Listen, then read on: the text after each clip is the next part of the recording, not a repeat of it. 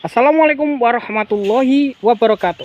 Ketemu lagi dengan saya Ki Ronggo Warsito di Aryo Sutampan dan Drexman Ella. Di kesempatan pada siang hari ini saya sudah berada di Dusun Bendo, Desa Mojorejo, Kecamatan Modo, Kabupaten Lamongan, Jawa Timur.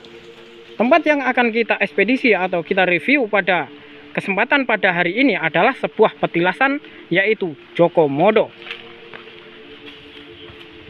Di depan saya sudah disambut dengan adanya suatu lembaga, orang-orang menyebutnya Lembaga Pelestarian Adat dan Budaya Majapahit. Di sini juga ada satu kata atau kata-kata bijak, kata-kata mutiara yang berada di samping dari tulisan dari pelestarian tersebut, yaitu ajine budaya bisa njunjung derajate nusa kelawan bangsa, yang artinya harganya satu budaya bisa mengangkat derajatnya nusa dan bangsa kita ini, yaitu bangsa Indonesia. Petilasan Joko Modo merupakan salah satu petilasan yang ada di daerah Modo. Petilasan ini masih berkaitan dengan seorang pemuda yang berasal dari Joko Modo. Orang-orang menyebutnya sebagai Joko Modo. Petilasan ini sudah mendapatkan perhatian khusus dari BPJB, sehingga kita bisa melihat kondisinya semakin bagus. Arealnya pun sudah dibangun dengan segi tembok zaman ornamen zaman dahulu. Punden setinggil ini lebih menyerupai punden berondak berbentuk seperti penggabungan persegi panjang dan oval, terdiri dari 4 lapis dengan ukuran altar berada di setiap lapisnya. Lapisan dasar berdiameter 6 x 7 meter, terus merucut ke atas. Pinggiran bangunan ditopang oleh susunan batu bata padas bercampur batu gunung.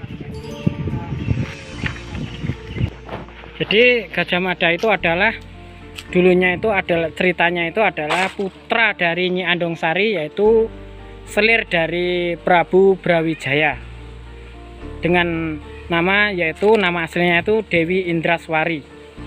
Nah, kalau kita kaitkan, Dewi Indraswari ini juga termasuk ibunda dari Prabu Jayanegara dari Darapetak, kawan-kawan. Jadi Gajah Mada dengan Prabu Jayanegara ini, kalau kita lihat sejarahnya, ini masih ada hubungan saudara. Batu berondak ini juga lah menjadi tonggak awal bahwasanya dulu di tempat ini Gajah Mada melakukan suatu pemantauan kepada hewan ternak. Gajah Mada adalah putra dari Nyi Andongsari dari selir Prabu Brawijaya. Nyi Andongsari ini juga karena terjadi suatu konspirasi atau di Istana Majapahit yang menuduhkan atau atas tuduhan Nyi Andongsari melakukan perselingkuhan, akhirnya Nyi Andongsari diusir dari Istana Majapahit, dan atas keadaan situasi itu dia dibuang menuju ke daerah Lamongan, tepatnya di desa di Dusun Cancing, Kecamatan Ngimbang, Kabupaten Lamongan, Jawa Timur. Gajah Mada adalah seorang yang lahir dengan tidak beruntung karena dia sudah ditinggal mati orang tuanya ketika dia masih bayi. Lalu Gajah Mada diramut oleh Ki Ageng Sidowayah. Setelah beberapa tahun kemudian, ketika Gajah Mada menginjak usia dewasa, Gajah Mada kemudian dititipkan ke saudara perempuan dari Ki Ageng Sidowayah di daerah Modo.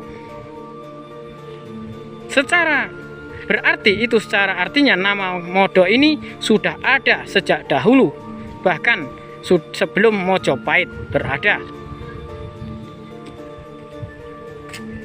Gajah Mada juga dikaitkan dengan seorang pemuda yang sangat malu karena dia selalu mendapatkan perlakuan yang tidak baik oleh Ki Ageng Modo dan Nyai Rondo Wurawiri, yaitu orang tua asuhnya. Suatu hari Gajah Mada diceritakan dia memecahkan sebuah perabotan Lalu kemudian dia mendapatkan perlakuan yang sangat kurang manusiawi, yaitu dipukul dengan sapu hingga patah. Gajah Mada memang lahir dengan sangat memprihatinkan kondisinya. Dia sering mendapatkan tekanan-tekanan batin, sehingga dia lahir sebagai pemuda yang kurus namun sehat. Gajah Mada bukan hanya sosoknya yang sangat penakut, karena Gajah Mada juga selalu mendapatkan perlakuan kurang baik kepada masyarakat setempat. Masyarakat juga selalu menghukum Gajah Mada ketika dia melakukan suatu kesalahan. Petilasan Setinggil inilah menjadi saksi bahwasanya dulu Gajah Mada pernah bertempat tinggal di sini, dan Setinggil ini menjadi tempat petilasan Gajah Mada ketika dia mengembala gembalaannya atau bersemedi di tempat ini. Tepatnya di atas dari Setinggil ini saya menemukan ada bunga yang sudah layu. Ini menunjukkan kalau ini dulu merupakan tempat yang sangat dikeramatkan. Buktinya dengan adanya sesaji atau tempat bekas kembang. Gajah Mada, dia adalah salah satu pemuda yang tangguh. Dia akhirnya bertemu dengan seorang resi yang disebut orang-orang yaitu Resi Kuda Anjabyani. Dari pertemuan itulah Gajah Mada akhirnya belajar olah kanuragan, olah kebatinan. Yang paling terpenting adalah ilmu pengetahuan tentang suatu pemerintahan.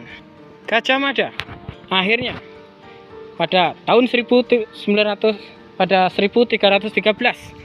Gajah Mada dititipkan oleh Ki Ageng Sidowayah ke Malang untuk mengikuti pendidikan keprajuritan.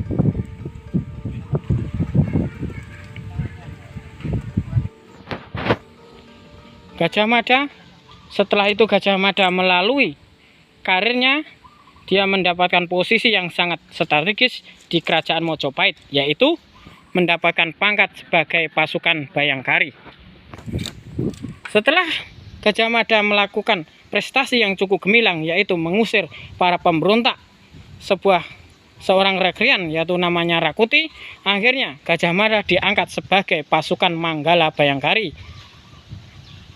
Gajah Mada berawal pangkatnya yaitu adalah seorang bekel, atau kalau sekarang setara dengan kopral atau sersan. Sosok Gajah Mada ini adalah sosok yang paling sangat ditakuti baik kawan maupun lawan, karena beliau adalah orang yang tegas dan di dalam mengambil satu keputusan. Suatu hari diceritakan ketika Gajah Mada mengawal Gusti Prabu Jayanegara untuk lengser dari keprabon karena Istana Majapahit dikuasai pemberontak, Gajah Mada bertemu dengan seorang pengalasan yang ingin pergi ke Majapahit. Dengan Gajah Mada, hasil musyawarah pada kala itu tidak boleh seorang pun datang ke Istana Majapahit karena dikhawatirkan nanti akan membocorkan rahasia di mana persembunyian dari Prabu Jayanegara. Namun sang pengalasan itu pun memaksa untuk pergi ke Majapahit karena beralasan dia ingin melihat saudaranya atau keluarganya di Istana Majapahit selamatkah atau tidak. Karena orang tersebut, pengalasan tersebut bersikeras dan susah untuk diperingatkan, akhirnya Gajah Mada mengambil satu keputusan, yaitu melakukan pembunuhan.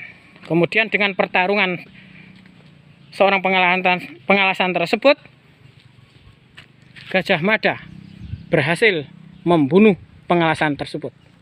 Pengalasan merupakan pejabat yang paling tinggi di Kerajaan Mojopahit, karena seorang pengalasan tidak dibawahi oleh dengan pejabat yang lain, bahwasanya dia langsung di atas koordinir atau koordinator pemerintahan seorang raja. Pengalasan juga boleh masuk keluar masuk melaporkan hasil kerjanya kepada seorang raja tanpa melalui seorang patih.